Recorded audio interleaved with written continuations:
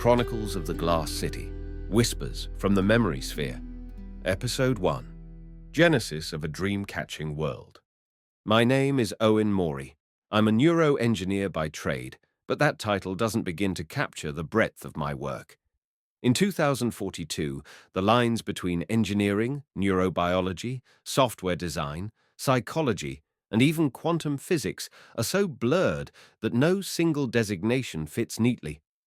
For the past 5 years, I've been the technical lead on a project called SomniVision, the world's first comprehensive dream recording system. It's more than a gadget.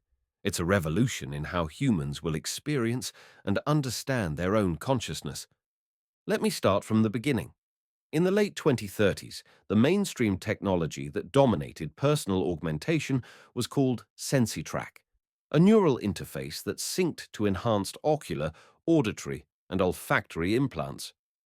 With SensiTrack, anything a person experienced during the day, sights, sounds, smells, could be near perfectly catalogued and revisited.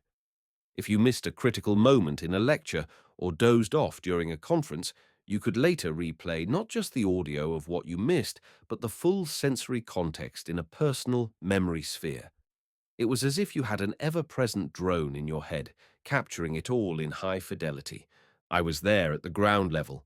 I helped refine the early prototypes for these ocular and auditory implants that could store experiences in what we call NeuroVault, a localized memory repository seamlessly connected to our brains. It was a collaborative effort between the mega-conglomerate Neurosys and my own small lab, ImagineX.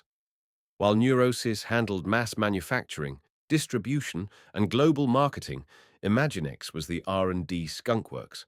I thrived in that environment, fueled by coffee and curiosity, never sleeping more than 4 hours a night because of the excitement of building something that once belonged only in the pages of science fiction.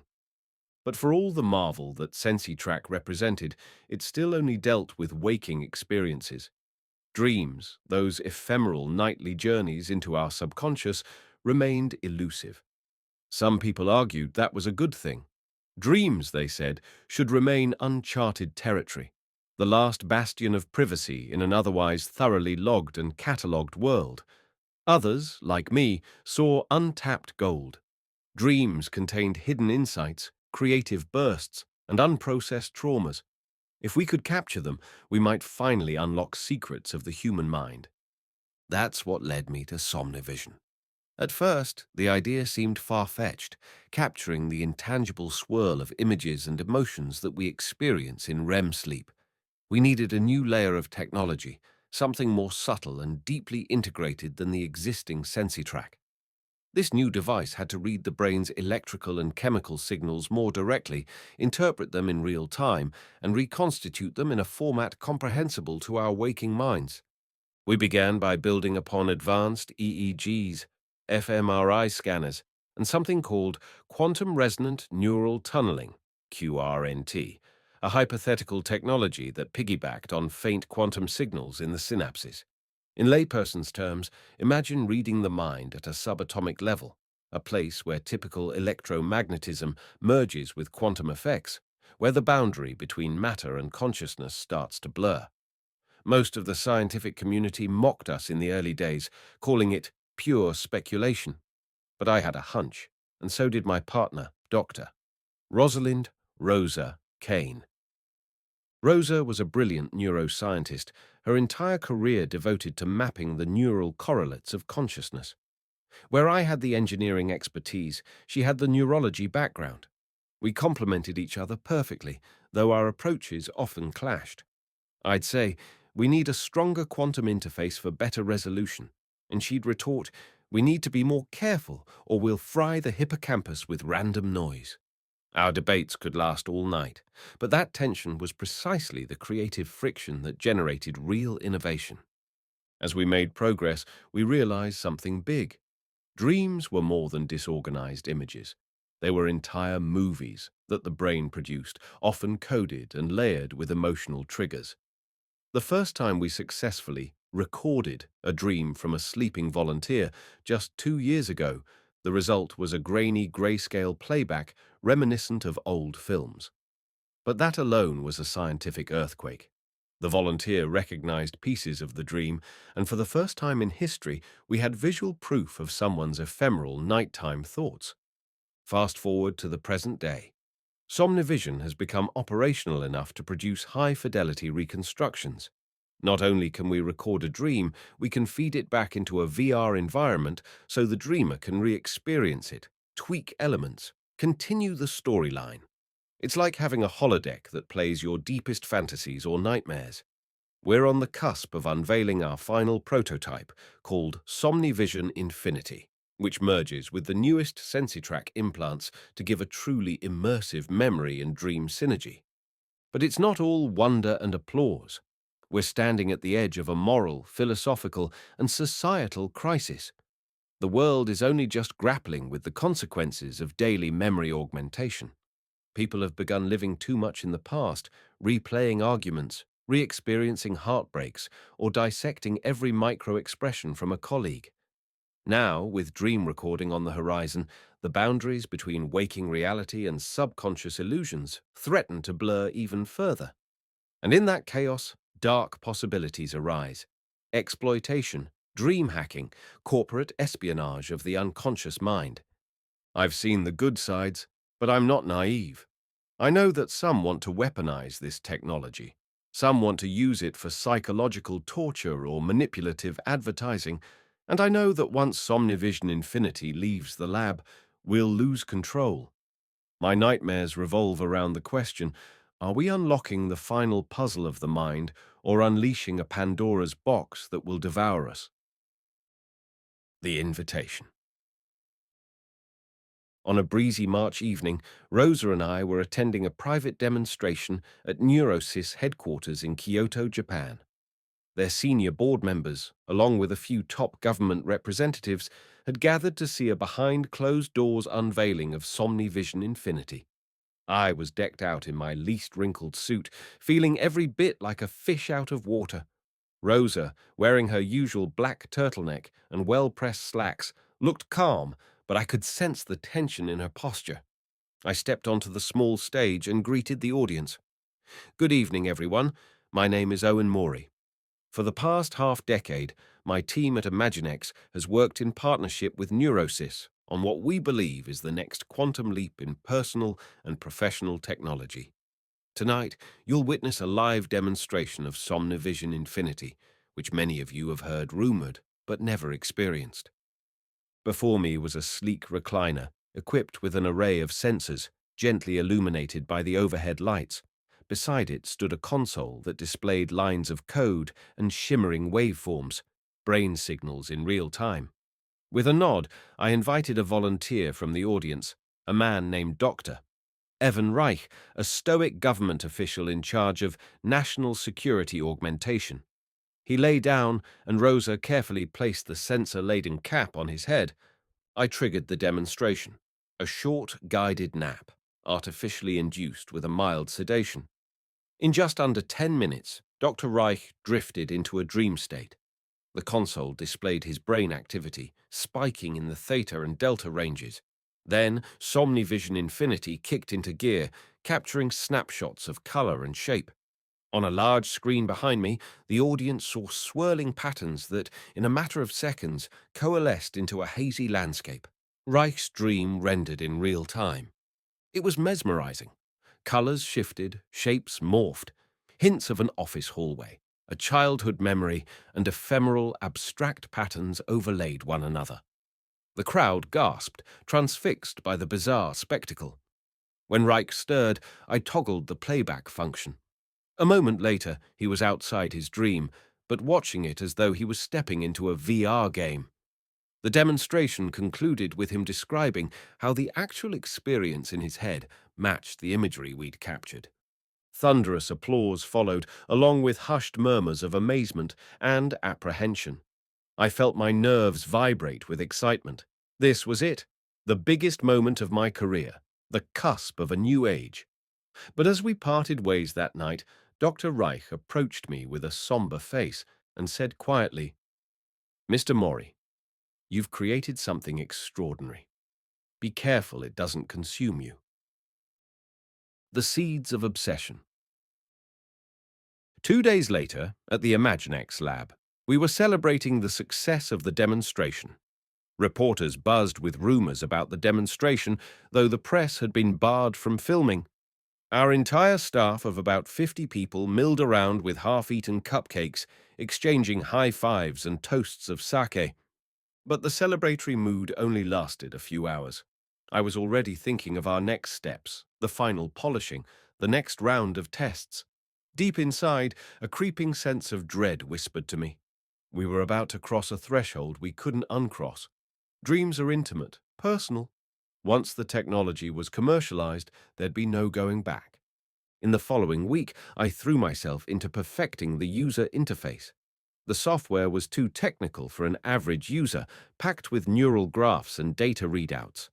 I hammered out a more streamlined experience, one that would let a typical consumer slip on a cap or a neural patch and see an intuitive replay of their nightly adventures. I even included an editor mode so users could manipulate dream scenes post hoc, altering color palettes, removing certain elements, or layering in new storylines. At night, I found myself unable to sleep. My own mind was racing. On the rare occasion I did drift off, I remembered nothing of my dreams in the morning, some sort of karmic irony for a man building a dream recording machine. But that changed the day I decided to test the prototype on myself. It was something I'd done rarely, mostly out of caution. We had test subjects, volunteer sleepers, but I was always behind the console. Part of me was scared I'd see something in my dream I didn't want to confront, but curiosity won out.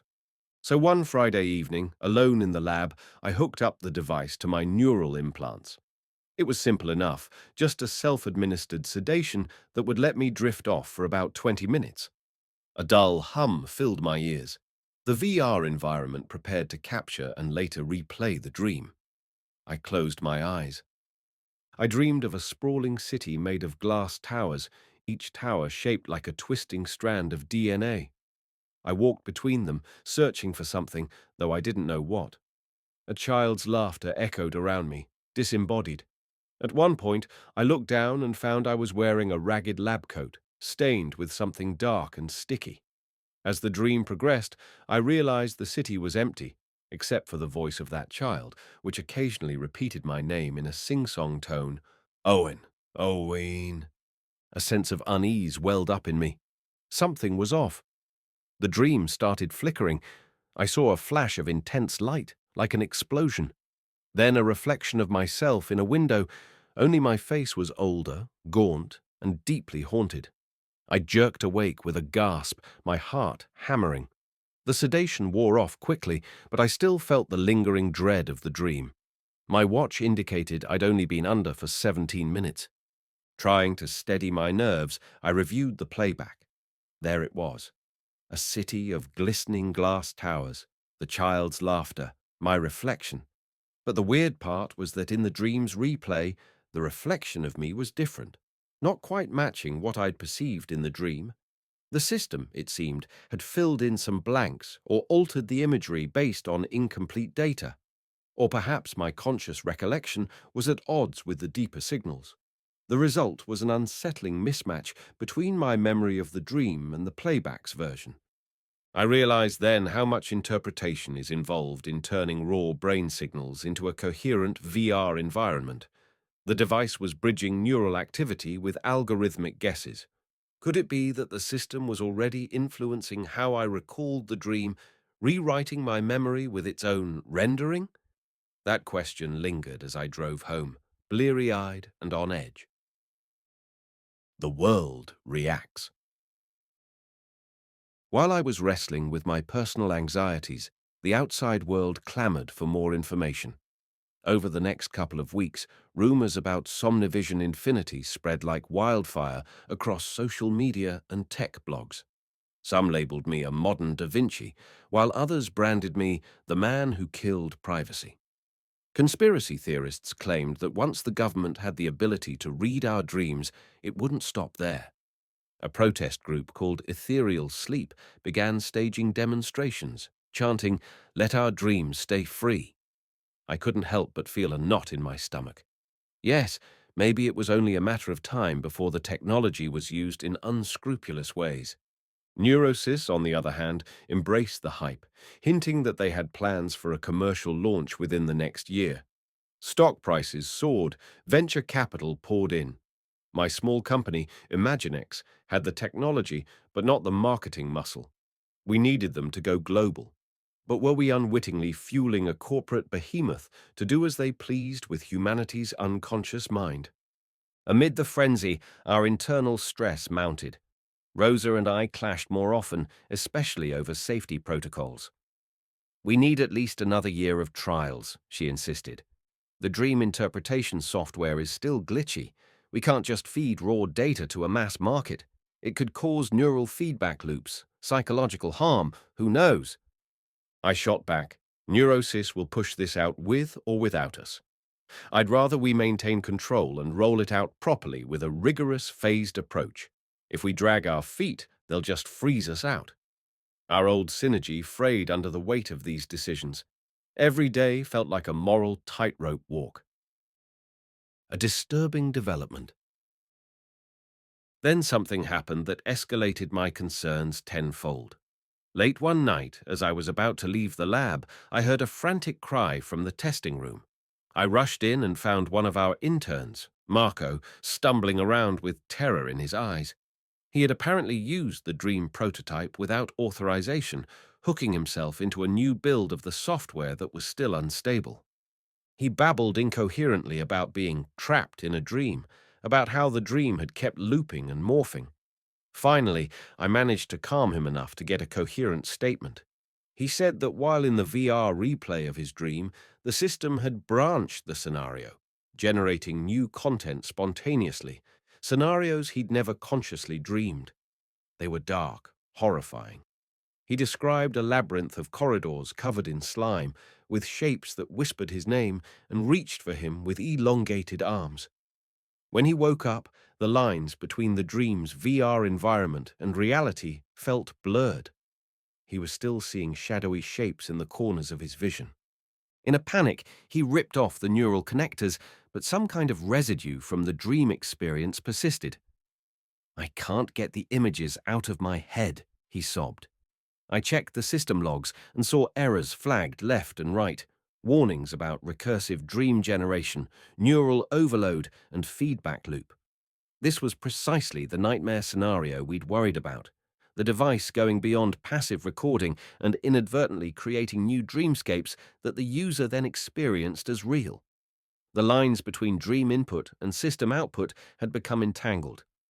We gave Marco immediate medical attention and kept the incident quiet, at least for the moment. Rosa tore into me, demanding we suspend all unauthorized testing and rework the software from the ground up to prevent such an anomaly.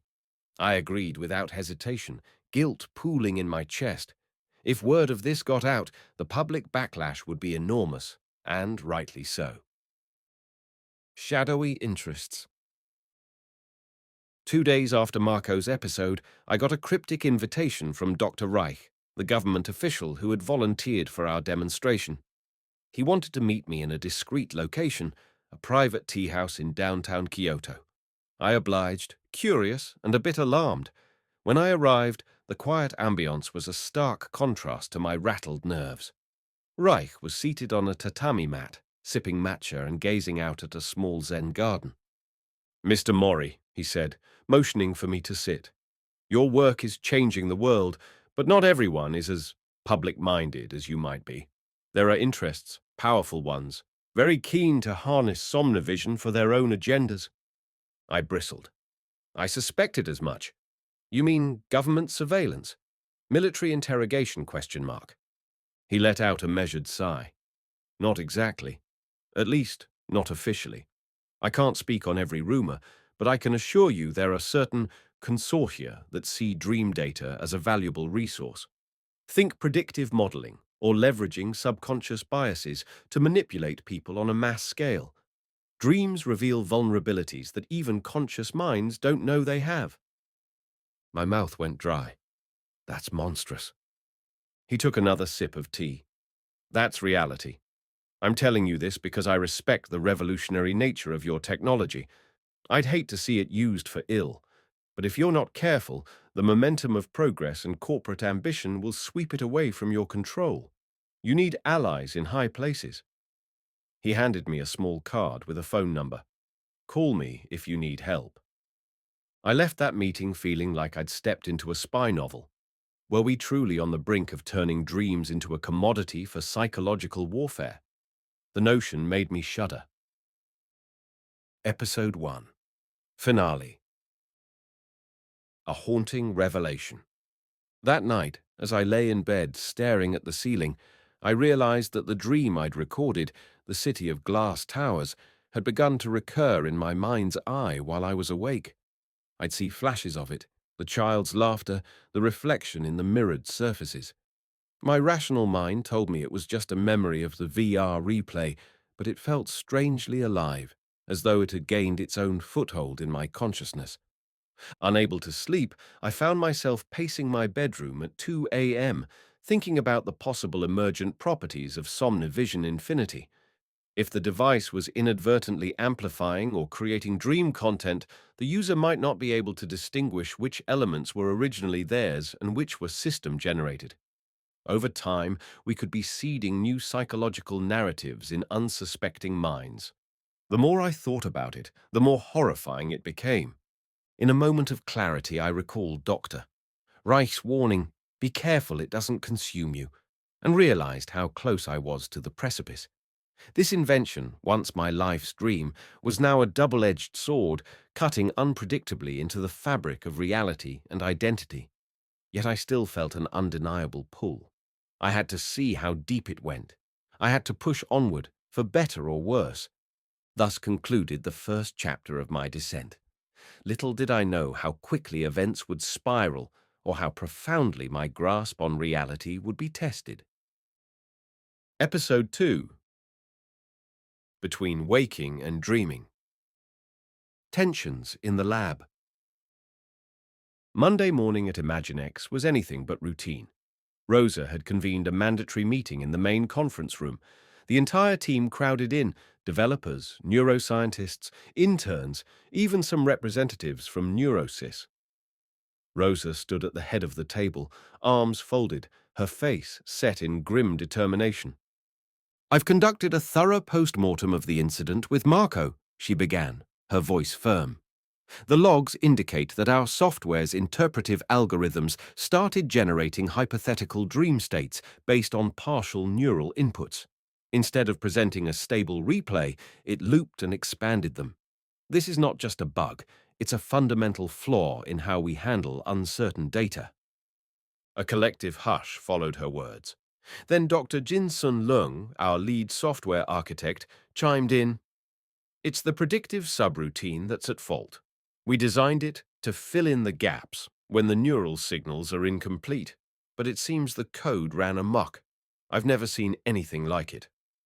One of the NeuroSys reps, a woman named Karen Lee, raised her eyebrows. "We need this resolved immediately. Any talk of users being trapped in twisted nightmares will kill public trust. We're on the verge of an IPO push. The last thing we need is scandal." Rosa shot back. "This is bigger than PR damage. This is a matter of user safety, maybe even mental stability. We need to reconsider our entire approach before we move forward." A tense silence settled over the room. I looked around, wrestling with my own conflicted feelings. I tried to project a sense of leadership, though inside I was torn between the gravitational pull of scientific progress and the ethical quicksand we found ourselves in. Finally, I said, "Let's do a code freeze. No new features until we fix the predictive subroutine. And let's also run a battery of neural simulations to ensure we've plugged every potential loophole. I'll personally oversee the next round of tests." Karen Lee frowned. "That could delay the commercial launch by months. NeuroSys isn't going to be happy." I held her gaze. "I'm not going to be happy if we release a product that breaks people's minds." And that was that. An uneasy consensus. A revised timeline, more testing, more caution. Yet I suspected certain forces would remain impatient. When billions of dollars hang in the balance, caution often takes a back seat. Revisited dreams. The next night, I performed another test on myself, but this time with the updated build that Jin Sun had hastily patched. Rosa hovered over me like an anxious mother hen, triple-checking parameters and sedation dosage. "You sure about this?" she asked, as I settled onto the reclined chair. "We've only run a day's worth of code reviews." I nodded. "I need to see if we've made progress. And besides," I hesitated, swallowing hard, "I need to confirm something about my own dreams. I keep seeing things, memories that might not be mine." She sighed. "All right, we'll keep it short. 10 minutes max." When I drifted off, the same glass city surfaced, but it felt more cohesive this time. Instead of random chaos, I found myself in the same central plaza. The child's laughter returned, echoing off the crystalline walls. I walked around, peering into reflections of myself in the glass. This time the reflection was normal. My present face, not older or twisted. I exhaled in relief, but the sense of being watched remained. Suddenly, I spotted a figure in a tall black coat, features obscured, across the plaza. The figure beckoned me forward. Something about it chilled me. I approached, but woke before I could see its face. When I emerged from sedation, Rosa was leaning over me with an anxious expression. "How'd it go?" she asked. I blinked away the grogginess. "It was less chaotic. The same city, but stable. That's good news, I guess." We replayed the dream. The system rendered the city in impressive detail, the glass towers shimmering with an iridescent hue. The child's laughter was there, though faint, but the mysterious figure in the black coat was only a vague silhouette in the playback, as though the system couldn't quite pass its shape. I noticed the timestamp on the replay was only 8 minutes, yet the dream felt longer. "I think the new patch might be stabilizing the environment," Rosa noted, scribbling in her digital notebook. "But that figure, did you conjure it subconsciously, or was it generated by the system's predictive logic?" I shrugged. "Hard to say. Dreams can be weird. Could be a real dream fragment. Could be the system bridging data from somewhere else." She frowned. "We'll keep investigating, but at least we didn't see the meltdown we had with Marco." I nodded, relieved. And yet I felt strangely drawn to that black-coated figure, half terrified, half mesmerized. I resolved to continue my personal experiments, certain there was something in my mind that needed uncovering, something the device might be hinting at. A desperate plea.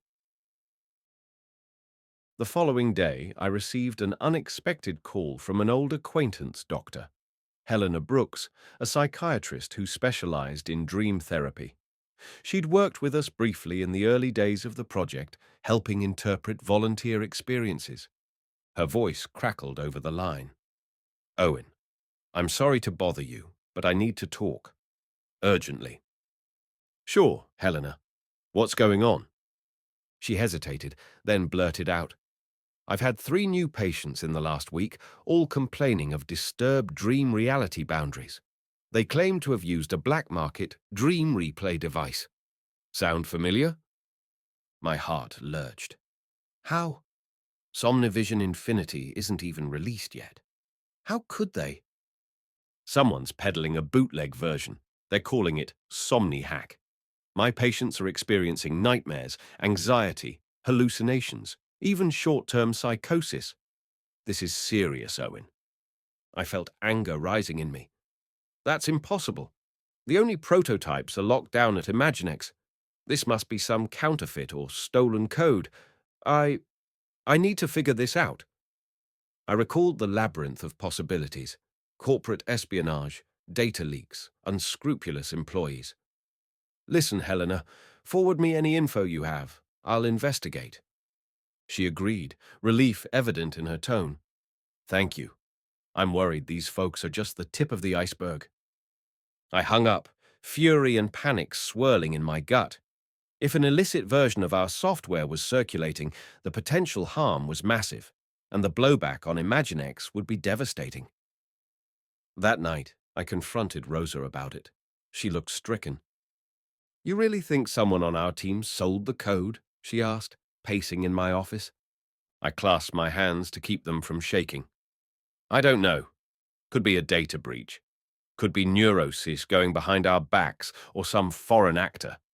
But we have to find out fast. We decided to trace any suspicious activity in our servers.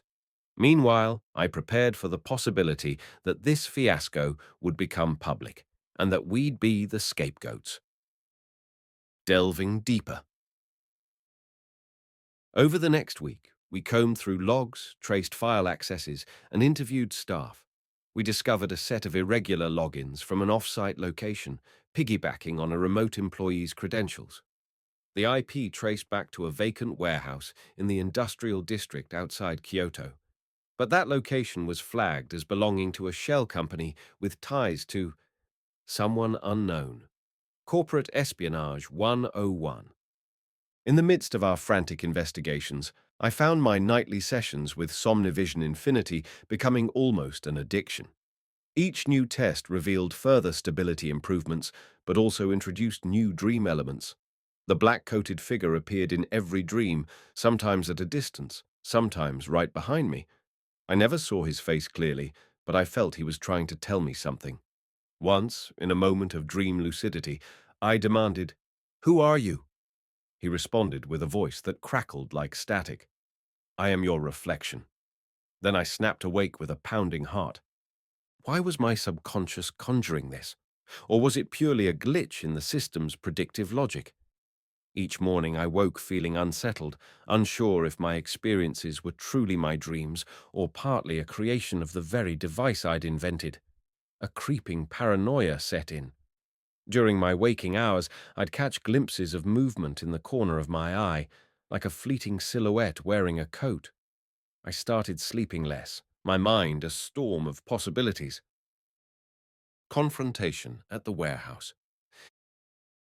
With the help of a friendly engineer from neuro-engineer, we tracked some hardware shipments to that suspicious warehouse. One night, Rosa, Jin-sun, and I drove there in secret.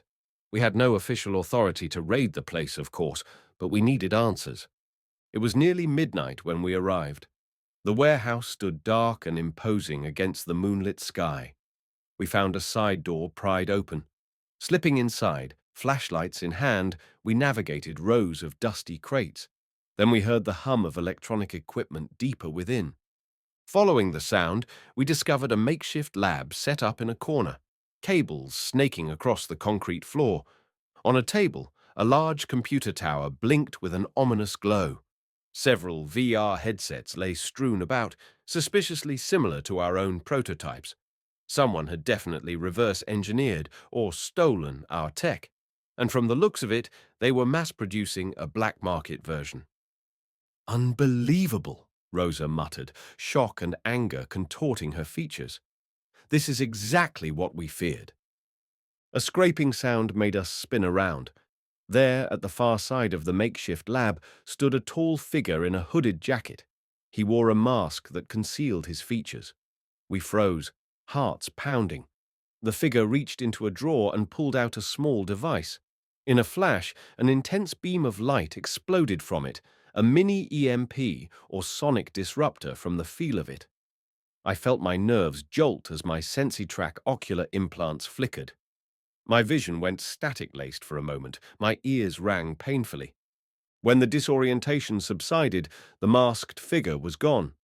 We found a side door ajar, leading into the night. Jin-sun cursed under his breath, while Rosa slumped against a crate. My mind spun. Who the hell was that? Corporate spy? Government operative? Some rogue competitor? We quickly rummaged through the workstation. Most of the data had been wiped clean or encrypted. But the label on the VR headsets read, "SomniHack, version 1.3. So Helena Brooks was right. Someone was distributing dream tech that had none of our safety protocols or regulation, and it was clearly advanced enough to cause real mental harm. My heart ached at the realization. Our dream invention was already unleashed into the shadows, hurting people. We left hastily, fearful of being discovered by security or worse. On the drive back, none of us spoke much. We all knew the significance of what we'd found, that the genie was out of the bottle. Episode 2, Finale. A strained reality. As soon as I got home, I sank into my sofa, mind reeling. The dream technology we'd so carefully nurtured was now compromised, twisted into a black market tool for profit or manipulation. And that was just the beginning. I recalled Dr. Reich's words: think predictive modeling, leveraging subconscious biases. This could be the tip of an iceberg of some grander scheme. Exhausted but restless, I stumbled to my bedroom, ignoring the pulsing headache from the sonic disruptor. I lay there, wanting nothing more than oblivion. But the moment I closed my eyes, I felt a disorienting sense of falling, as though my mind was pulling me into a deeper layer of dreaming, even though I wasn't hooked up to the device at all. Finally, I surrendered to unconsciousness, and in that hazy space between waking and dreaming, the black-coated figure returned. Except this time, he whispered in my ear, "Remember, you built this door. Now it's open." I gasped awake in a cold sweat, fear pulsating in my veins. Unbeknownst to me, my real descent was only just beginning. For better or worse, the technology had taken on a life of its own, and I was caught in its currents, unable to pull free. Episode 3. The Waking Nightmare. Public Outcry. In the weeks that followed our warehouse discovery, rumors of a pirated SomniHack device began exploding across social media. A handful of daring journalists obtained and tested the black market gear, posting sensationalist exposés about the nightmarish illusions it conjured. Some concluded it was an unregulated spin-off of ImagineX's technology, but the details were murky. Neurosys issued a brief statement distancing themselves from any unauthorized modifications and reaffirming their commitment to a safe and secure product launch. ImagineX likewise denied involvement. Public opinion teetered between fascination and dread. Conspiracy forums lit up with theories, ranging from government mind control plots to alien infiltration. More concerning were the personal stories. People posted about intense psychological aftershocks, describing how the lines between their dream replays and real memories had started to blur. It was everything we'd feared, unfolding faster than we could manage. The toll on the team. Within ImagineX, the tension was palpable. Our best engineers worked around the clock to fortify our code and lock down any vulnerabilities. Neurosys was breathing down our necks to speed up the official release of SomniVision Infinity, presumably to preempt the black market devices with a legitimate version. But that only heightened Rosa's alarm. "We're walking a tightrope," she told me in her office one afternoon. "If we rush, we risk exposing millions of people to the same mental hazards." I pinched the bridge of my nose, fighting fatigue. "I know. But Neurosys holds the purse strings. If we resist too hard, they'll cut us out entirely. Then we'll have no control at all." She folded her arms. "So what's the plan? Keep building a safer version while black market knockoffs keep messing with people's heads." My gaze fell to the floor. We have no choice but to move forward. And maybe, just maybe, our safer version can overshadow the counterfeit. People will prefer a regulated product from a reputable company, right? A bitter laugh escaped her. "You're putting a lot of faith in the general population's caution." People jumped at cheaper clones of the SensiTrack implants, even when they risked hardware malfunctions. Why would Dream Tech be any different? We stared at each other, both weighed down by the moral burden of our creation. I found myself wishing for simpler days, back when we were just tinkering with brainwave patterns in a lab, excited about possibility, but ignorant of the real-world ramifications. Delusions and doubts. My own mental state deteriorated. The black-coated figure haunted my dreams every night, often accompanied by that echoing child's laughter. Outside the dream, I began catching glimpses of him in real life, always in my peripheral vision. Was it a hallucination, stress-induced psychosis, or something else? One morning, I confided in Rosa. She listened with concern as I described these visions. "Owen, you need a break," she said softly. "You're too entangled in this technology. It's messing with your mind." I rubbed my eyes. "I know, but how can I step away? We're on the brink of chaos." She touched my arm. "Maybe it's time you saw a professional. Helena Brooks could help." I bristled at the suggestion. "I'm not some incompetent who can't handle stress. This is just a bit overwhelming." Rosa's eyes were kind but resolute. "This is more than ordinary stress. You're losing your hold on what's real. Promise me you'll at least talk to Helena." Under her gentle urging, I reluctantly agreed. A session with the dream therapist. Dr. Helena Brooks's office was perched on the 28th floor of a gleaming tower in downtown Kyoto. Floor-to-ceiling windows offered a panoramic view of the city. She greeted me warmly, guiding me to a plush armchair. Her presence had always been calming, a steady anchor in tumultuous waters. "So, Owen," she said, tapping her tablet to record notes, "tell me how you've been sleeping." I laughed dryly. "Not well. Vivid dreams, recurring images, possibly hallucinations in my waking hours." She nodded. "Describe the dreams." With some trepidation, I recounted the glass city, the black-coated figure, and the child's laughter. She listened without interruption. When I finished, she tapped her chin thoughtfully. Archetypally, a city of glass often suggests transparency, fragility, reflection. The child's laughter might represent innocence or a lost part of yourself. The black-coated figure, some say that could be a shadow self. I scoffed. "Sounds like psychobabble." She grinned. "Could be. But sometimes dream imagery is a language our subconscious uses. The more pressing question is, why is it so persistent? And are you truly hallucinating in your waking life, or is this an after-image from your neural recordings?" I shrugged helplessly. "I don't know. The device replays what I dream, but also modifies it. I've used it so often I can't be sure what's purely my mind and what's the system's creation. Sometimes I wonder if the black-coated figure is an artifact of the software." Helena pursed her lips. "In that sense, you've become a test subject for your own invention.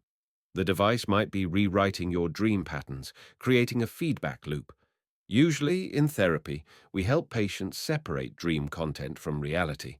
But in your case, technology has fused them." Her insight was sobering. "So what do I do?" She tapped her pen on the arm of the chair. "I recommend a hiatus from using the device, but I suspect you won't do that given the circumstances. At the very least, limit your sessions. Keep a written journal of your experiences, dream and real. That might help you differentiate them." I exhaled slowly. "All right, I'll try. Thanks, Helena." Part of me feared stepping away from the device, worried that if I didn't keep testing it, something even worse might slip through the cracks. The reclusive billionaire. While dealing with my personal nightmares, I received a summons, rather unusual, from Adrian Vance, the reclusive founder of NeuroSys and one of the richest men on Earth. Vance was known for his eccentricities. Rumor had it he installed an entire rainforest biome in his private estate and rarely left his property. The call was abrupt. "Mr. Mori, I'd like you to visit me at my home to discuss SomniVision Infinity. My helicopter will pick you up at noon tomorrow." I had no choice but to comply.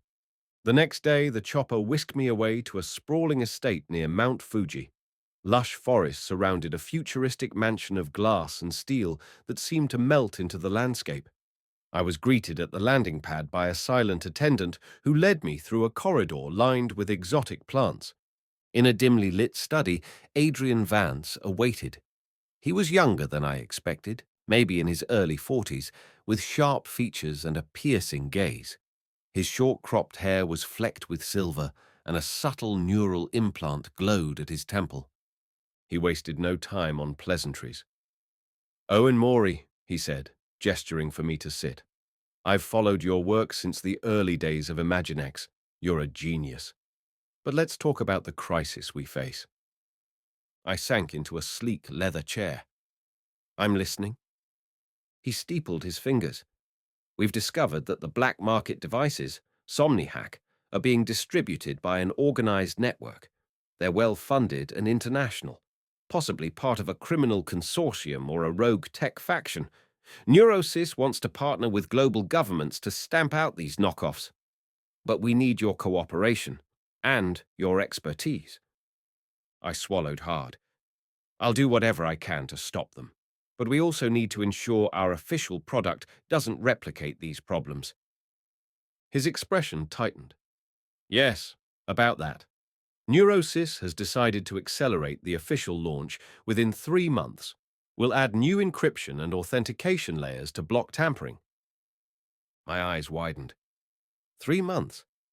That's insane. We're nowhere near ready. He leaned forward, a hint of cold steel in his tone. We have no choice. If we delay, the black market will saturate the world, leaving the official version scrambling for relevance. We must establish brand dominance. And let's be honest, the public's appetite for dream tech is insatiable. I felt a surge of frustration and dread. You're talking about a product that can warp people's minds if it's not perfect. You can't just treat it like a new smartphone. Vance's gaze bored into me. I understand your concern, but you need to understand the commercial reality. This is bigger than any one lab or idealistic notion of caution. Neurosys has invested billions. We expect a return. My fists clenched. So you'd risk people's sanity for profit? He spread his hands, feigning regret. We'll mitigate risks as best we can.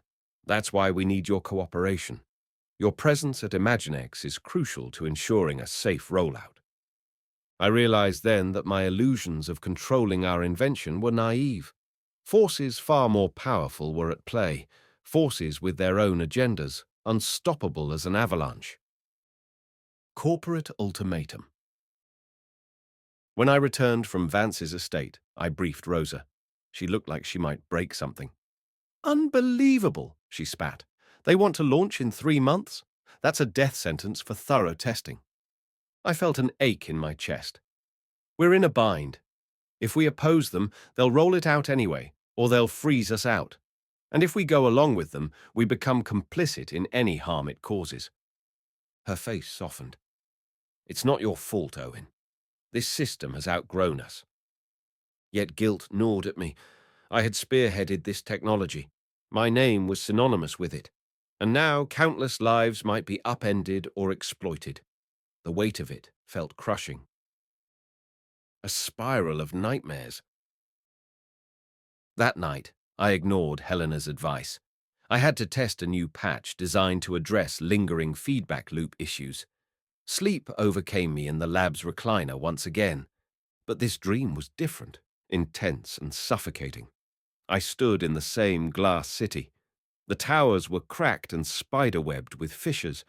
The child's laughter was replaced by anguished cries. I ran through deserted streets, searching for the source. The black-coated figure emerged from the shadows, pointing at the largest tower. Instinctively, I knew something horrible awaited me there. Inside, the walls were mirrored, reflecting countless versions of myself. Some looked normal, others were twisted parodies, and still others were old, haggard versions with sunken eyes. My heart thundered as I moved deeper until I reached a circular chamber. In the center, a single figure, a child, kneeling, crying softly. As I approached, the child looked up, and I saw my own face, aged maybe 6 years old. I stumbled back in shock.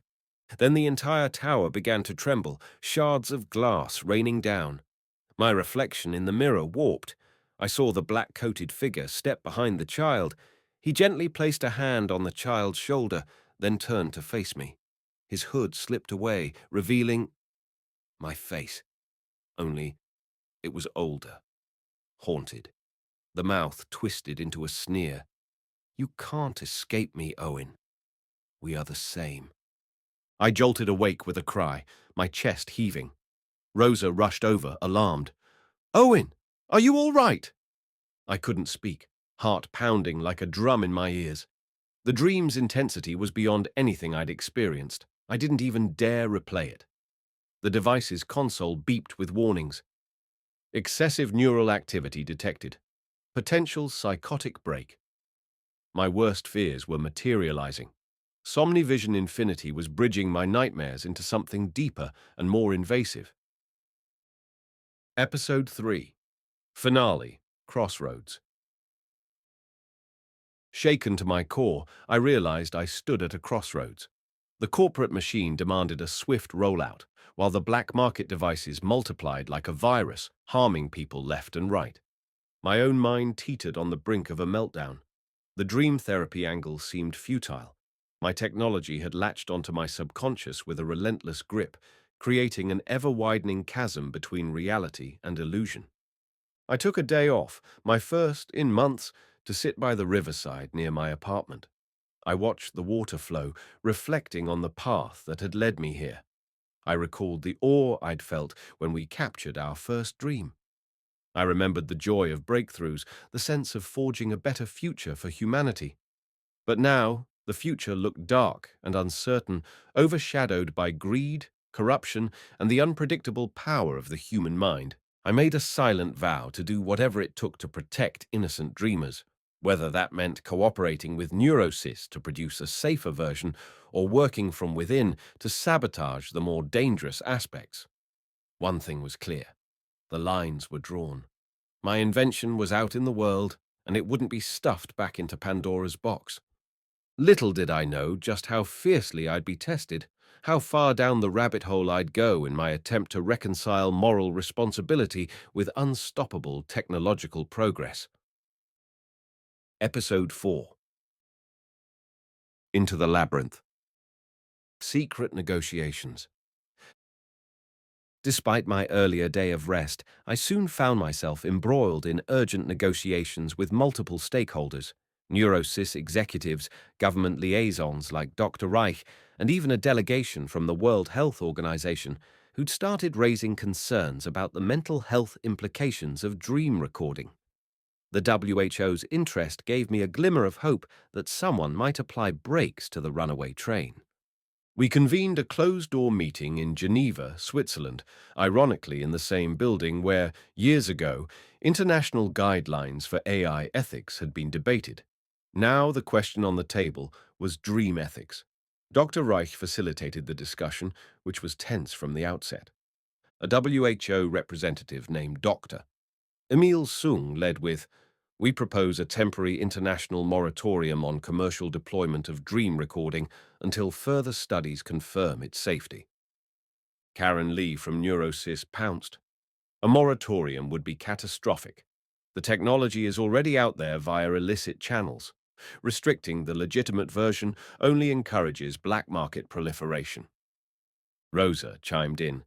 That might be true, but launching too soon without thorough safeguards could cause widespread psychological harm. Vance, who attended remotely via holocall, delivered his ultimatum in polished corporate language. Neurosys is committed to working with global authorities, but we will not stand by while criminals exploit a technology we've invested billions to develop responsibly. A flurry of debates ensued. Ultimately, the WHO refused to impose a full moratorium, citing lack of consensus among member nations, though it did advise caution. Neurosys seized on that ambiguity, pressing forward with their timeline. I felt torn, uncertain whether partial oversight was better than none at all. Uncovering the dream cult. While these negotiations took place, a new and bizarre phenomenon emerged. A fringe group calling themselves the Oniric Collective began recruiting online followers, touting the concept of dream synergy. They claimed that by sharing recorded dreams among a network of participants, humanity could attain a new level of collective consciousness. Their promotional materials referenced esoteric philosophies and hinted at ascension through shared subconscious realms.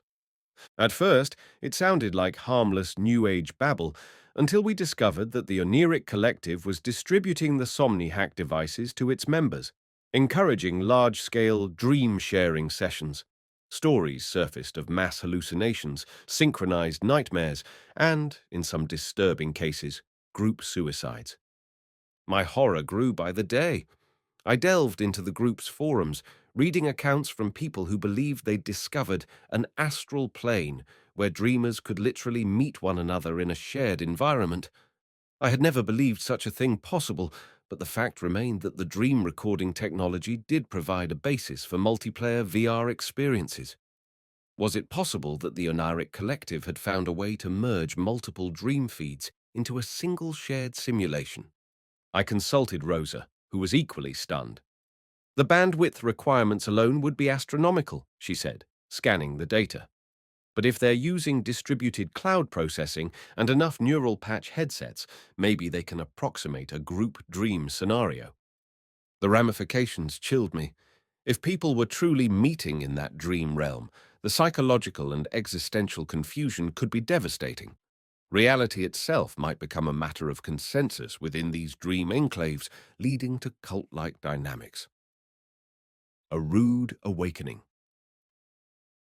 One evening, I dozed off in my apartment without hooking up to any device, just collapsing onto my bed from exhaustion. But even then, I dreamed of the glass city, now populated by faceless silhouettes. The black-coated figure reappeared, gesturing for me to follow him into a subterranean tunnel beneath one of the towers. I descended spiraling stairs, hearing the distant murmur of many voices chanting. My heart pounded, feeling as if I were trespassing. At the bottom, a cavernous chamber opened up, filled with hundreds of robed figures kneeling before an obsidian altar. A symbol was etched on its surface, a stylized eye with radiating lines reminiscent of the Oniric Collective's logo I'd seen online. The robed figures turned in unison, revealing blank faces, and pointed at me silently. I woke drenched in sweat, my bedsheets tangled. Even though I hadn't used the device, the dream felt shared, as if I'd tapped into a mental nexus. I shivered. Was it just my subconscious, or was something more sinister at play? Escalation of threats. In the following days, we received an onslaught of alarming reports. Further infiltration of black market devices into schools, corporate offices, even rehab clinics. People were conducting dream parties, hooking themselves up to experience a communal dream. Some claimed it was blissful escapism. Others recounted traumatic entanglements and mental breakdowns. As the technology spread, so did the potential for exploitation. Advertisers got wind and began inserting subliminal product placements into custom dream software. Dream ads, they called it. Criminal networks used dream interrogation to extort secrets from victims. A moral panic gripped society. Governments flailed, passing half-baked regulations that were impossible to enforce internationally. Meanwhile, my own guilt mounted.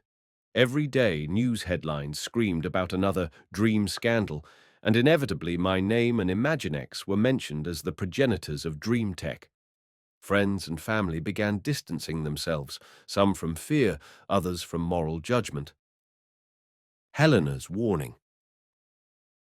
I visited Dr. Helena Brooks again, needing some emotional grounding. She offered me a mug of green tea, then fixed me with a sympathetic gaze. "You look exhausted, Owen. Have you been following my advice to limit your device usage?" I stared at the floor. Number. There's too much at stake. I have to keep testing. Her expression turned grave. You're on the brink of a breakdown, physically and psychologically. Your identity is wrapped up in this technology, and it's unraveling you. If you don't step away, even briefly, you might lose yourself permanently. My hands trembled around the tea mug. I can't. The black market versions keep evolving. We need to keep pace to protect people. She leaned forward, lowering her voice. Let someone else handle it. You've done enough. The system... Listen, maybe the system is feeding off your obsession. The dream device merges your neural patterns with AI logic. If you're fixated, your subconscious might be fueling its expansions. A cold dread slithered through me. That's a frightening thought. But how can I let go? Her voice softened. You must find a way. or you may find yourself trapped in your own nightmares. A chance for sabotage. Soon after, Doctor, Reich contacted me with a proposition. He'd caught wind that Neurosys was forging deals with select governments to integrate dream tech into security applications, counter-terrorism, interrogation, espionage. While it remained hush-hush, Reich warned that these contracts were likely to get the green light once the commercial rollout proved successful. To thwart this, Reich suggested a clandestine approach. If we can embed a kill switch, a deliberate flaw, into the final commercial version, we could shut it down remotely if it's misused. He paused. It's risky and highly illegal, but it might be the only way to keep a leash on this beast. I stared at him, adrenaline coursing through my veins. A part of me balked at the notion of sabotaging my own invention. Another part, the moral part, saw it as a desperate measure to retain some control. How would we do it? He outlined a technical approach, a hidden backdoor in the encryption layer. With the right cryptographic key, we could send a command to disable the device's critical functions. I chewed my lip. If we get caught, we'll be charged with sabotage, or worse. And how do we know it won't be discovered by the black market coders? Reich folded his arms. We can design it cleverly, bury it deep in the firmware. It's not foolproof, but it's a start. I can't force you, Owen, but time is running out. Neurosys is pushing for a final software freeze in 6 weeks. My mind reeled with the magnitude of the decision. Could I secretly booby-trap the dream revolution I'd helped create? Would that truly protect people, or just spark new conspiracies if it ever came to light? A sinister visitation. That night, restless in my apartment, I stared at my reflection in the bathroom mirror, questioning every choice. Suddenly, I felt a presence behind me. In the mirror, the black-coated figure stood just over my shoulder, face partially obscured by shadow. My heart slammed into my ribcage. This was no fleeting corner-of-the-eye illusion. He was right there. For a moment, I was paralyzed. Then I spun around, fists raised, but saw nothing. The space behind me was empty. Slowly, I turned back to the mirror, my pulse throbbing in my ears. He was gone, but in the mirror's surface, I glimpsed a faint afterimage, like a burnt-in silhouette. Then it vanished. I clutched the sink, trying to steady my breathing. Was this a hallucination, or had my subconscious bled into reality once again? How much more could I take before I lost my grip entirely? Episode 4, Finale, A Step into Darkness. The next morning, after a sleepless night, I made a fateful decision. I called Dr. Reich. I'll do it. We'll build in the kill switch, but we have to be extremely careful. He sounded relieved. We'll coordinate discreetly. Tell no one, not even Rosa. The fewer who know, the safer we are. When I ended the call, a sense of dread settled over me like a cold shroud. I was about to betray my own team, my partner, the entire dream revolution. Yet I also felt a glimmer of hope. Maybe this was the only way to prevent an even greater catastrophe. Little did I know that my attempts at sabotage would lead me deeper into a labyrinth of conspiracies, illusions, and moral compromises, a place where the boundary between dream and reality would become impossibly blurred. Episode 5. Dreams within dreams. The hidden back door. Implementing the kill switch required me to gain full access to the core firmware of SomniVision Infinity. Normally, that code was guarded by layers of corporate oversight, but as the lead engineer, I retained God mode privileges. Over the next 3 weeks, I feigned building new security patches while quietly embedding the sabotage routine. Reich arranged a secure drop point for the cryptographic key. We used quantum-encrypted channels to communicate. Each night, I worked in secrecy, praying I wouldn't be discovered by the code auditors at Neurosys. At times, the stress threatened to overwhelm me. The black-coated figure and the child's laughter haunted my peripheral vision. My dreams grew increasingly bizarre and cyclical. I began to wonder if I was somehow a dream, if I had already succumbed to an inescapable labyrinth of illusions. Rosa's suspicions. Even though I hid the sabotage from Rosa, she sensed something was off. "Owen, you've been working odd hours, locking your screens, acting cagey. What aren't you telling me?" I forced a half smile. "Just focusing. We're under enormous pressure to meet the new deadlines. Sorry if I've been distant."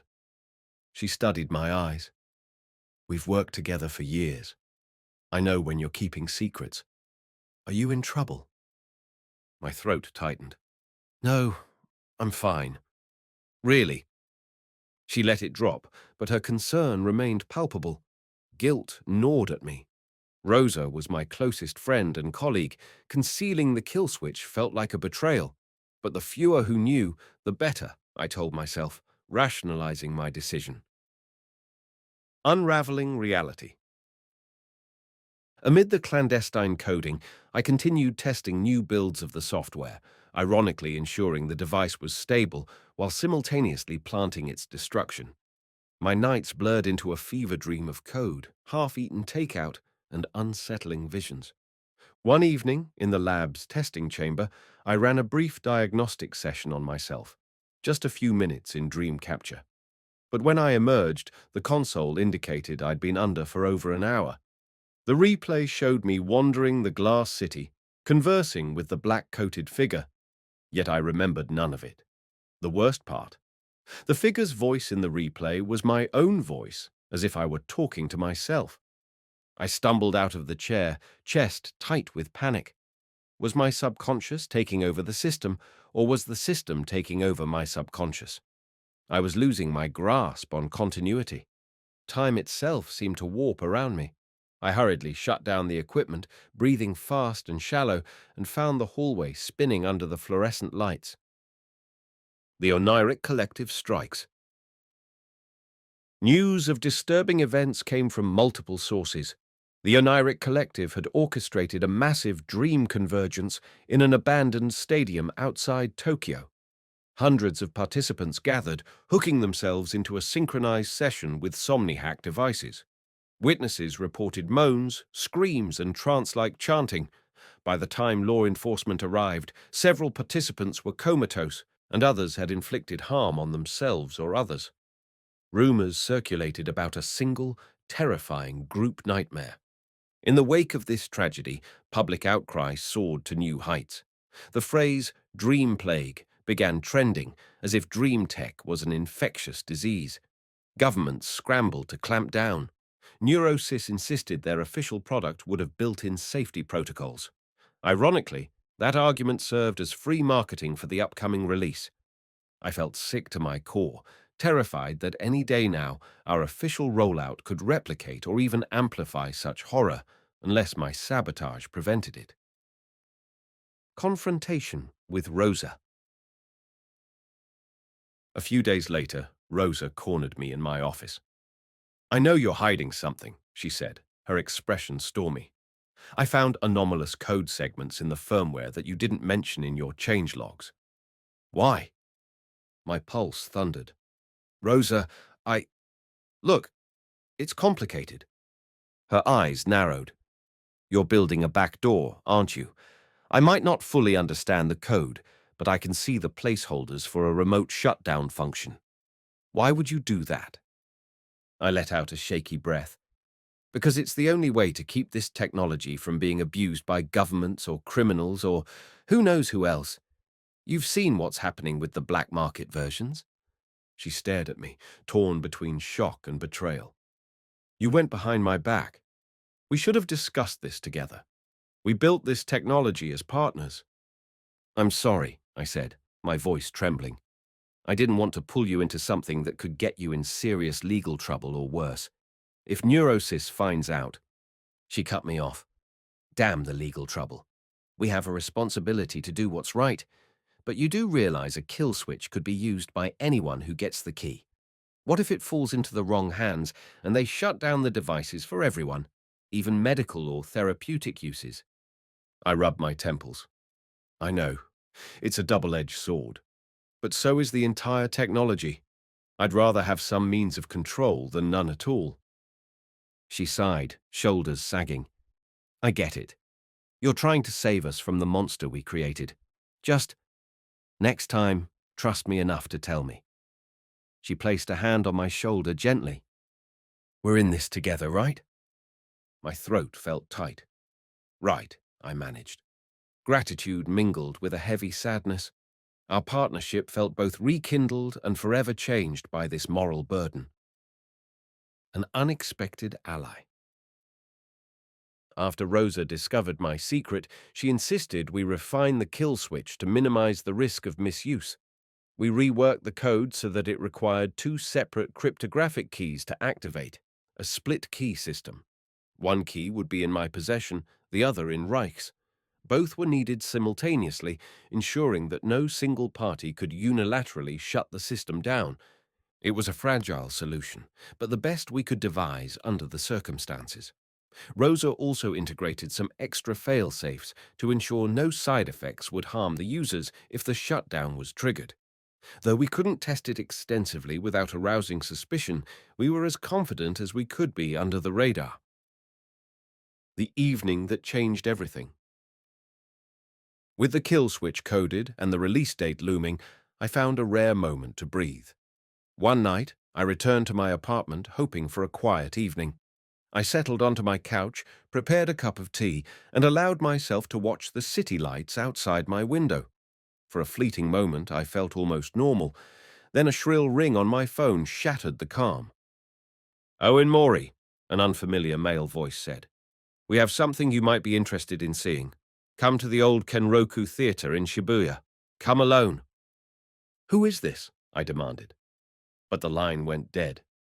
An uneasy sense of compulsion tugged at me. Against all common sense, I grabbed my jacket and headed out, as if driven by an invisible force. Something about the voice, the faint undertone, echoed the child's laughter, or maybe the black-coated figure's whisper. My rational mind warned me this could be a trap, but I went anyway. Into the shadows. The Kenroku Theatre was an abandoned building slated for demolition, its neon sign flickering in and out. I stepped into the darkened lobby, dust motes drifting through the faint light. My heart pounded. The silence was uncanny.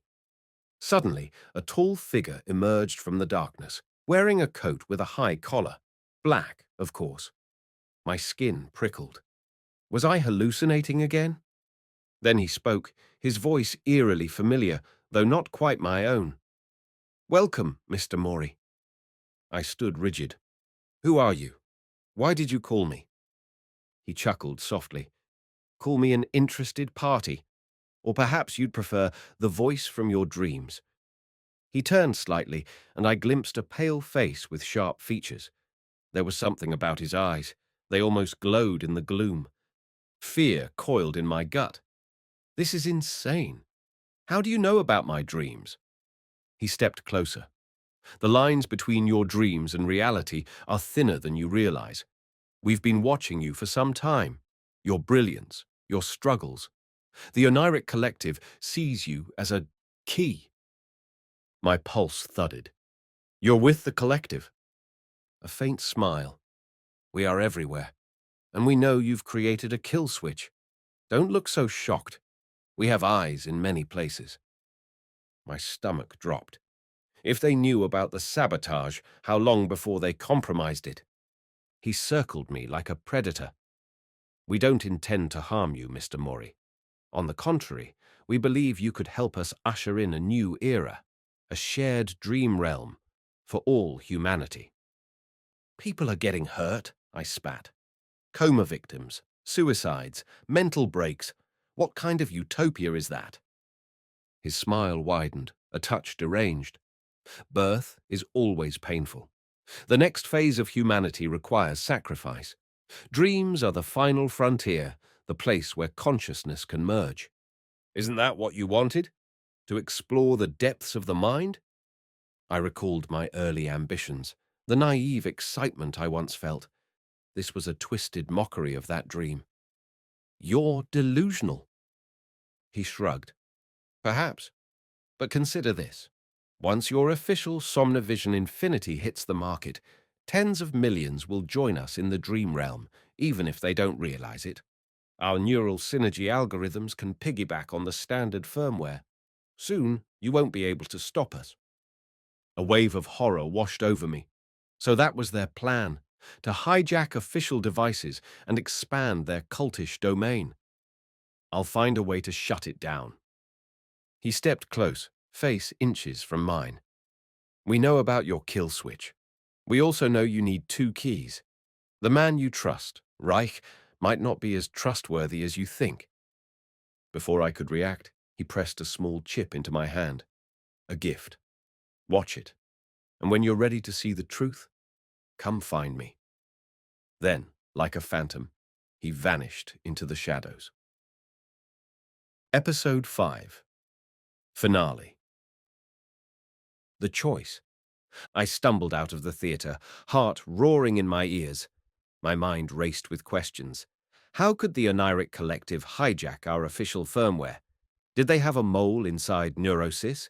And what did this man mean about Reich not being trustworthy? My phone vibrated. A text from Rosa.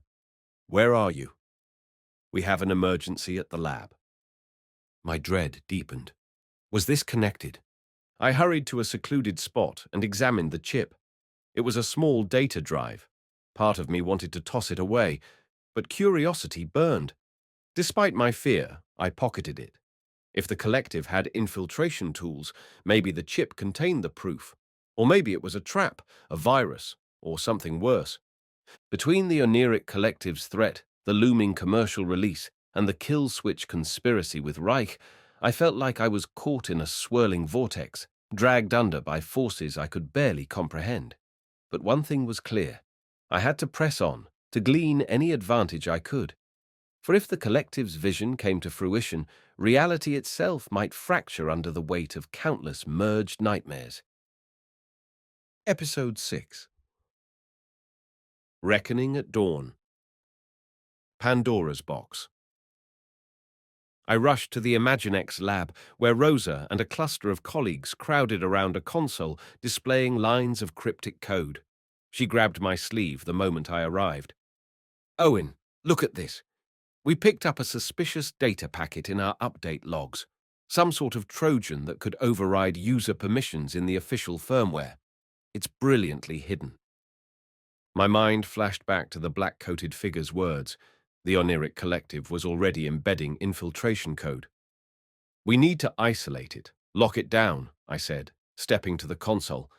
If it spreads, they'll be able to do God knows what in the dream realm.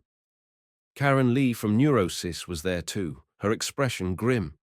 We suspect an inside job. Someone on the engineering team either was bribed or blackmailed. We can't finalize the release until we purge every line of compromised code. Rosa turned to me. We'll need a full sweep. This is going to delay the launch by weeks, if not months. Karen frowned. That's not an option. Adrian Vance wants the release on schedule. Anger flared in me. Then we'll have to choose between a safe product or an on-time product. We can't have both. She glared. I'll speak to Vance again, but the final decision rests with him. You just do your best to patch any vulnerabilities. We spent the night scouring the codebase. As dawn approached, I felt delirious, the lines of text swimming before my eyes.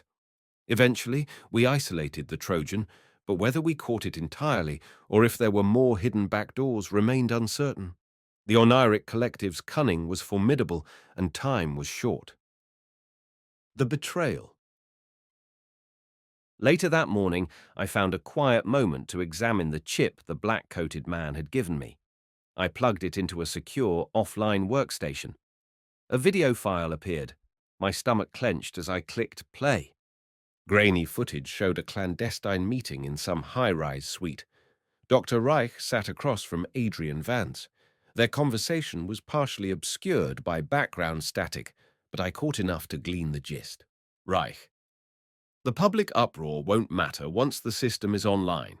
We can use the device to profile potential dissidents, terrorists, anyone the government wants to keep tabs on. Vance. Yes, as long as you keep your promise about letting Neurosys handle the commercial rollout. Once we dominate the market, your agency can quietly tap into the user data. Everyone wins. They shook hands. My eyes bulged. So Reich was in league with Vance to facilitate government surveillance on top of everything else. And he'd convinced me to build a kill switch, likely for reasons other than public safety, maybe to hold the entire user base hostage if it suited his agenda. My blood ran cold. I'd been duped. The Oniric Collective's messenger was right. Reich wasn't the altruist he pretended to be, but that didn't make the collective any less dangerous. I was trapped between devils on all sides. Showdown with Reich. Fueled by rage, I confronted Reich at his government office.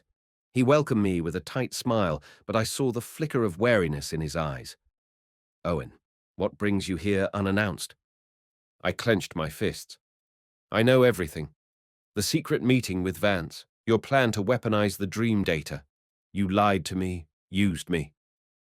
He sighed, stepping away from his desk. It's not what you think. We need to protect national security. If we don't harness this tech, foreign powers or the black market will. Better it's under regulated government oversight than in the hands of criminals. I shook my head in disbelief. You think that justifies turning every user into a potential target for surveillance? This is mind invasion. He hardened. Grow up, Owen. The world is a dangerous place. Dream data could identify threats before they strike, pre-crime, if you will. I glared. You coerced me into building that kill switch. You said it was for safety, to prevent misuse. But you just wanted leverage. A faint shrug. You can call it that. Tools are neutral. How we use them defines their morality. The question is, which side will you be on when the dust settles? My stomach churned with revulsion. I won't be on the side that tramples people's minds for security. I'm done with you. As I turned to leave, he warned, Careful. You have no idea how powerful the players in this game are. If you try to sabotage us, we'll bury you. I ignored him, fists trembling. My illusions of trust shattered. A risky alliance. Reeling from Reich's betrayal, I found myself in a moral quandary. The Oniric Collective was certainly dangerous, but Reich and Vance's plan for state corporate dominance over dream data was equally terrifying. Rosa and I debated our next move. We could expose them both, Rosa suggested, pacing our shared office. Leak the video, blow the whistle, let the public see the government's collusion with Neurosys. I bit my lip. That might spark mass panic or civil unrest, and with the black market devices spreading, the Oniric Collective could exploit that chaos to expand even faster. She gave me a desperate look. So what do we do? The black-coated man's words echoed in my mind. When you're ready to see the truth, come find me. I reached a decision that felt like dancing with the devil. We contact the Collective. They have the evidence to bring down Reich and Vance. Maybe we can broker a truce, or at least a compromise. Rosa's eyes widened. That's insane. They're a cult. They caused the Dream Convergence disaster. I swallowed hard. I know, but if we do nothing, we all lose. The Collective might be the lesser evil, or maybe they have a piece of the puzzle we're missing. Reluctantly, she nodded. All right, but we do this carefully. No direct contact with that black-coated creep alone. The final descent. Through the same cryptic channels the black-coated man had used, I sent a message requesting a meeting. He responded promptly, telling me to come to a subterranean club in Osaka. Rosa insisted she accompany me. The place was a labyrinth of neon corridors and pulsing electronic music, a known hotspot for fringe subcultures. We arrived, feeling entirely out of place. A hostess with luminescent tattoos guided us to a private back room. There, amidst swirling incense and dim red lights, the black-coated figure waited with two other hooded associates. My heart hammered. He greeted us with that unsettling smile. Mr. Mori, Ms. Kane, I'm pleased you accepted my invitation. I stood tall. Cut the theatrics. You were right about Reich. Now I need your help to stop him and Vance from weaponizing dream tech. But that doesn't mean I trust you. He laughed softly. Trust is overrated. We share a common enemy. That's enough. Rosa interjected, What exactly do you want from us? One of the hooded associates spoke in a low voice. Our collective seeks universal dream freedom, no corporate or government control. We want to patch your official firmware so users can freely connect without censorship. Rosa's jaw dropped. Are you insane? That will cause mass confusion, potential mental harm on a global scale. We need more safety features, not less. The black-coated man stepped forward, lowering his hood fully. His face was pale and sharp, eyes reflecting the overhead lights like embers. Dream synergy is the next step in human evolution. Let us remove the kill switch. In exchange, we'll release the evidence of Reich and Vance's conspiracy, toppling them from power. I tensed. Remove the kill switch? Absolutely not. We included it for a reason. He sneered. That kill switch is a chain around humanity's neck. You'd give the government or some corporate overlord the ability to shut down every dream device at will. That's tyranny. Rosa and I exchanged a look. Both extremes were perilous.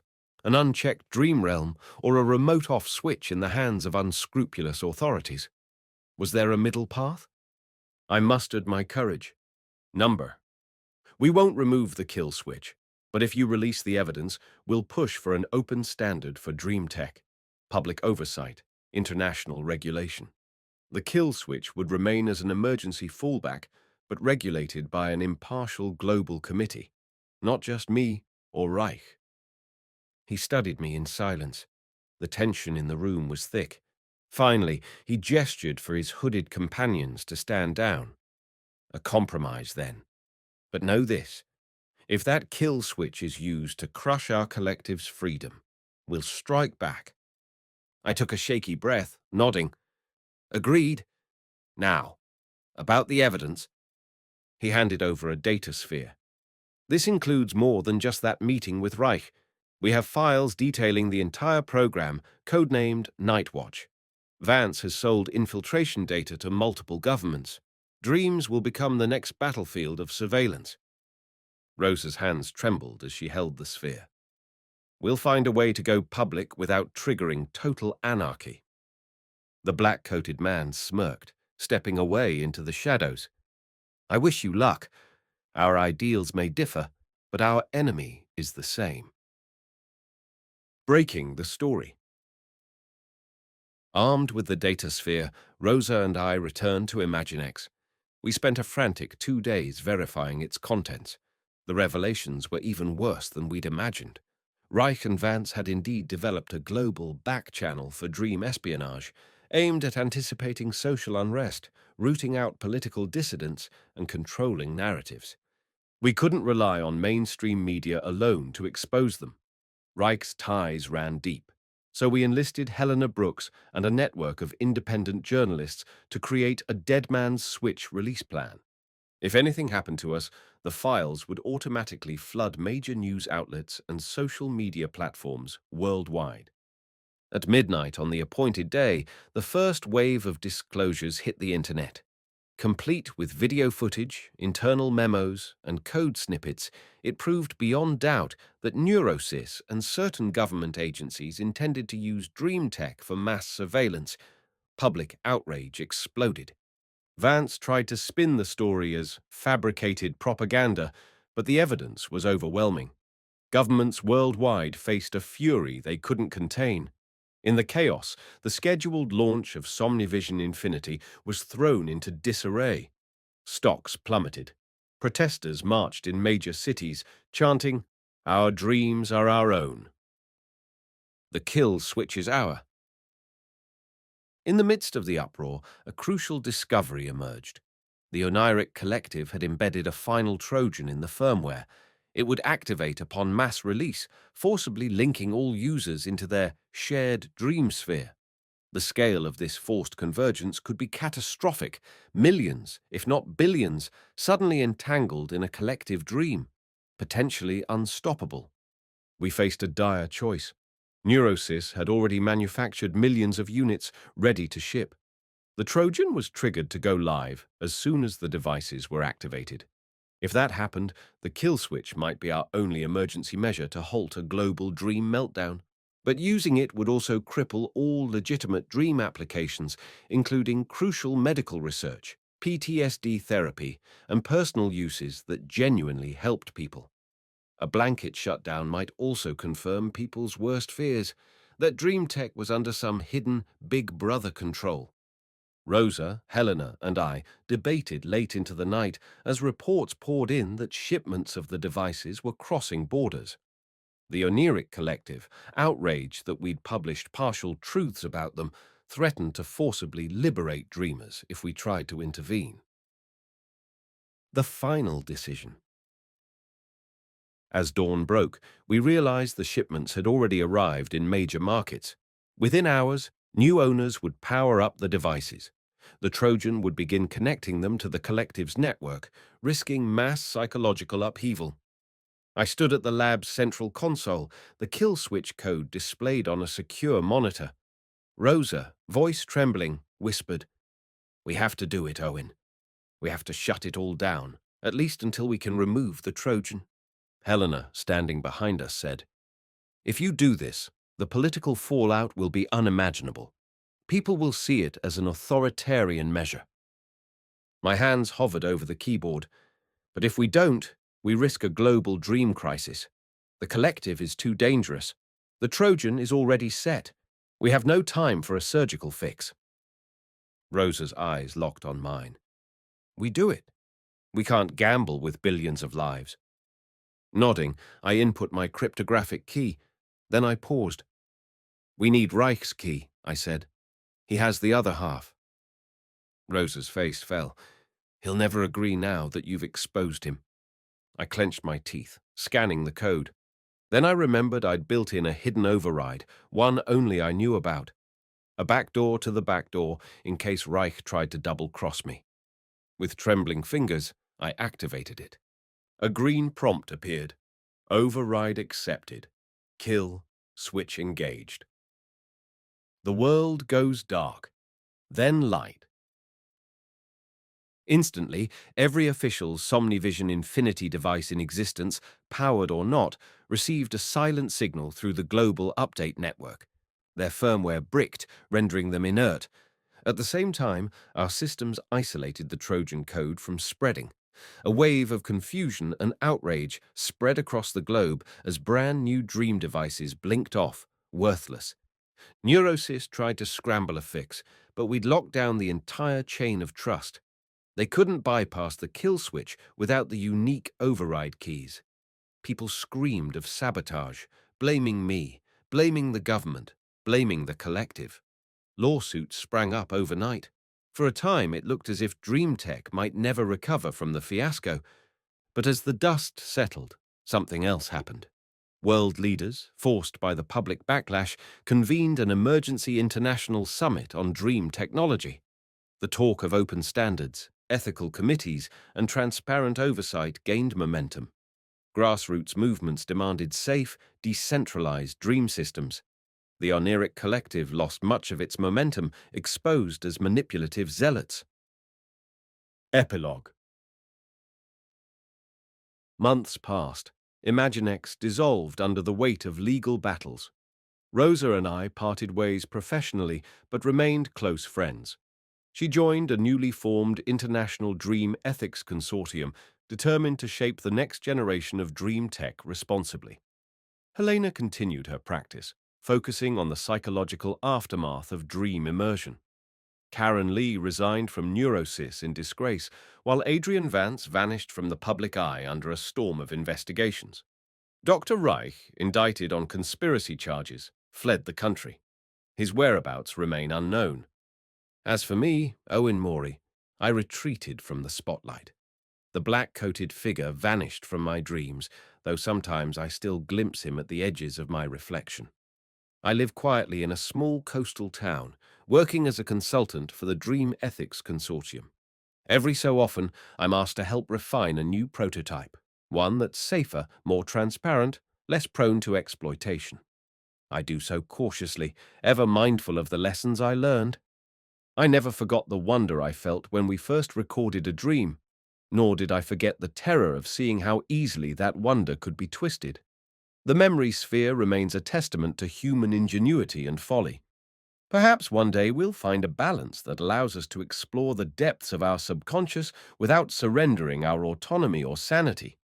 For now, I prefer the gentle lull of ocean waves to the swirling illusions of a dream city made of glass. Maybe I'll dive back in someday, when the world is truly ready, when I'm truly ready. Until then, I find solace in the simple beauty of reality unfiltered, free from the illusions of augmented senses, free from the labyrinth of manipulated dreams. Because in the end, the most precious dream is the one we share in daylight, our waking life, fragile and real.